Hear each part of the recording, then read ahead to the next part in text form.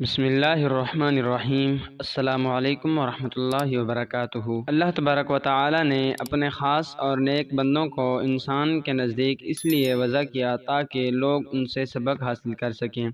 ایسے ہی اللہ تبارک و تعالی کے نیک بندوں میں سے ایک نبی حضرت یونس علیہ السلام ہیں۔ آپ علیہ السلام حضرت ابراہیم علیہ السلام کی نسل میں سے تھے۔ آپ علیہ السلام کو اللہ نے حکم دیا کہ جاؤ اور لوگوں کی اصلاح کرو، وہ لڑتے جھگڑتے ہیں، ان کو محبت سے رہنا سکھاؤ۔ حضرت یونس علیہ السلام نے اللہ تبارک و تعالی کے حکم کی تعمیل کی اور لوگوں کو سمجھانے لگے کہ پیار محبت سے رہا کرو، اللہ کو حسن و سلوک بہت پسند ہے، پر وہ لوگ نہ مانیں اور حضرت یونس علیہ السلام کی توہین کرنے لگے۔ پھر بھی اللہ کے نبی نے سالوں سال محنت کی اور ان کو سیدھا راستہ دکھانے کی کوشش کی، پر وہ لوگ نہ مانے اور آپ کا مذاق بنانے لگے۔ آخر کار اللہ کے نبی نے فرمایا کہ تم لوگوں نے اللہ کا حکم نہیں مانا، بہت جلد تم لوگوں پر اللہ کا عذاب نازل ہوگا۔ یہ بول کر حضرت یونس علیہ السلام اس بستی کو چھوڑ کر چلے گئے اور دل میں سوچنے لگے کہ یہ لوگ نہیں سدھرنے والے۔ حضرت یونس علیہ السلام نے اللہ کی اجازت کے بغیر ہی بستی کے لوگوں کی اصلاح کرنا چھوڑ دی۔ کچھ ہی دن گزرے اور آسمان پر ایک بڑا سا بادل بن گیا جس میں آگ کے شعلے اور بجلی چمک رہی تھی۔ سب بستی کے لوگوں نے یہ سب دیکھا تو وہ لوگ سمجھے کہ شاید قوم لوط کی طرح ہم پر بھی عذاب نازل ہو گیا ہے۔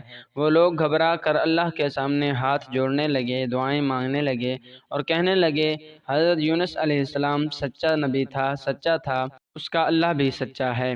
ہم نے اس کی بات نہیں مانی اور اب ہم پر اللہ کا عذاب آ گیا ہے اور اب ہمیں کوئی نہیں بچا سکتا۔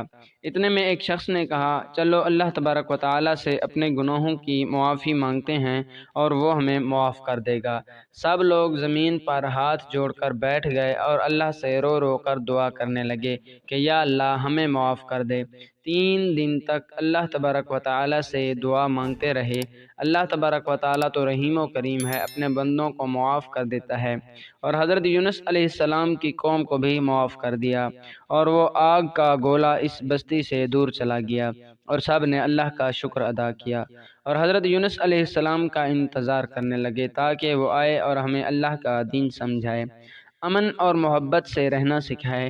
دوسری طرف حضرت یونس علیہ السلام کشتی میں سوار ہو کر اس بستی سے دور جا رہے تھے اور سوچ رہے تھے کہ دوبارہ کبھی بھی اس بستی کے لوگوں کے پاس نہیں آؤں گا اور نہ ہی ان کو سیدھا راستہ دکھاؤں گا۔ کشتی اپنے مقام کی طرف رواں دواں تھی کہ اچانک طوفان شروع ہو گیا۔ کشتی کے مالک نے کہا کشتی کا وزن کم کرنے کے لیے جو بھی سامان ہے آپ کے پاس وہ سمندر میں ڈال دو۔ سب نے مل کر سارا سامان سمندر میں ڈال دیا، پھر بھی وزن کم نہیں ہوا اور نہ ہی کشتی سنبھل سکی۔ تب ایک شخص نے فیصلہ کیا کہ ہم میں سے کسی ایک کو سمندر میں گرنا ہوگا۔ سب ایک دوسرے کی طرف دیکھنے لگے۔ سالار بولا قرعہ اندازی کرتے ہیں اور جس کا نام بھی آئے گا وہی سمندر میں جائے گا۔ جب قرعہ اندازی کی گئی تو حضرت یونس علیہ السلام کا نام آ گیا۔ سب کہنے لگے نہیں، یہ تو اللہ کا نبی ہے، اس کو سمندر میں نہیں ڈال سکتے۔ ایک بار پھر قرعہ اندازی کی گئی، پھر حضرت یونس علیہ السلام کا نام آیا۔ تیسری بار پھر قرعہ اندازی کی گئی، پھر حضرت یونس علیہ السلام کا نام آ گیا۔ تب حضرت یونس علیہ السلام سمجھ گئے کہ یہ اللہ تبارک و تعالیٰ کی مرضی ہے اور یہ سوچ کر وہ سمندر میں کود گئے۔ اللہ نے ایک مچھلی کو حکم دیا کہ جاؤ اور میرے نبی کو اپنے پیٹ میں رکھو۔ مچھلی نے حضرت یونس علیہ السلام کو نگل لیا۔ حضرت یونس علیہ السلام جب ہوش میں آئے تو ان کو پتہ چلا کہ وہ مچھلی کے پیٹ میں ہیں۔ حضرت یونس علیہ السلام اللہ تبارک و تعالیٰ سے باتیں کرتے ہیں کہ اے اللہ مجھے معاف کرنا، میں وہ کام نہیں کر سکا جو تو نے میرے ذمہ لگایا تھا۔ حضرت یونس علیہ السلام سنتے ہیں کہ ان کے ساتھ ساتھ مچھلیاں بھی اللہ تبارک و تعالیٰ کا ذکر کرتی ہیں۔ حضرت یونس علیہ السلام کو 40 دن مچھلی کے پیٹ میں گزر گئے۔ ایک دن حضرت یونس علیہ السلام کو خیال آیا کہ اللہ کو اس کی سب سے محبوب چیز کا واسطہ دوں، پھر اللہ تبارک و تعالیٰ میری دعا قبول کرے گا۔ تب حضرت یونس علیہ السلام کو یاد آیا کہ میرے دادا حضرت ابراہیم علیہ السلام نے اپنی اولاد کو بتایا تھا کہ یہ کل کائنات حضرت محمد صلی اللہ علیہ وآلہ وسلم کے لیے بنی ہے۔ پھر حضرت یونس علیہ السلام نے اللہ تبارک و تعالیٰ سے دعا کی کہ اے اللہ اپنے پیارے نبی محمد صلی اللہ علیہ وآلہ وسلم کے صدقے مجھے اس قید سے رہا کر۔ اللہ تبارک و تعالیٰ نے حضرت یونس علیہ السلام کی دعا قبول کی اور مچھلی کو حکم دیا کہ جا اور میرے نبی کو خشکی کی طرف رکھ آ۔ وہ مچھلی خشکی کی طرف گئی اور حضرت یونس علیہ السلام کو مچھلی نے خشکی پر اگل دیا۔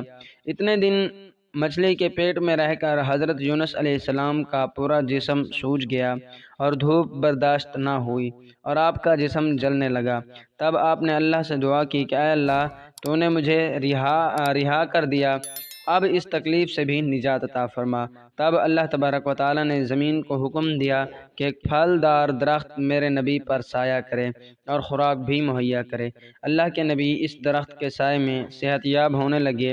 جب مکمل طور پر صحت یاب ہو گئے تو اللہ کے نبی واپس اس بستی میں چلے گئے جہاں اللہ تبارک و تعالیٰ نے حکم دیا۔ اللہ تبارک و تعالیٰ ہم سب کا حامی و ناصر ہو۔